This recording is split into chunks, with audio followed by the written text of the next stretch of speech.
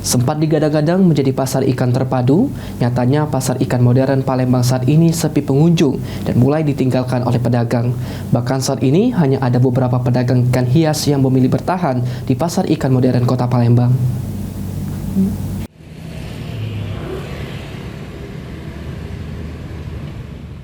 Digadang-gadang menjadi pusat penjualan ikan di Kota Palembang lantaran merupakan pasar ikan modern pertama di Pulau Sumatera.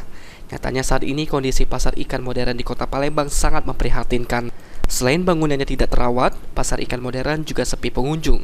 Tidak hanya itu, aliran listrik di pasar ini juga sudah diputus. Dengan kondisi tersebut, para pedagang mulai meninggalkan pasar ikan modern dan hanya ada beberapa pedagang ikan hias saja yang bertahan. Seperti halnya Mita, salah satu pedagang pasar ikan hias di pasar ikan modern yang masih memilih bertahan karena meski sepi, namun masih ada sejumlah pembeli yang datang. Para pedagang yang bertahan juga masih berharap jika kedepannya pasar ikan modern kedepannya bisa lebih maju.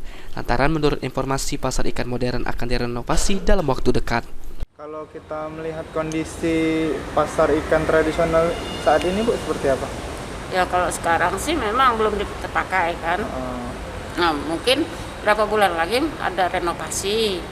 Nah setelah renovasi mungkin launching lagi. Kenapa, Bu, kita memilih bertahan di ini pasar ikan modern ini? Ya maunya sih supaya pasar ikan ini nantinya bakal maju. Dimajukan lagi. Harapan kita ada prospek gitu ya. Ehki Saputra, PAL TV.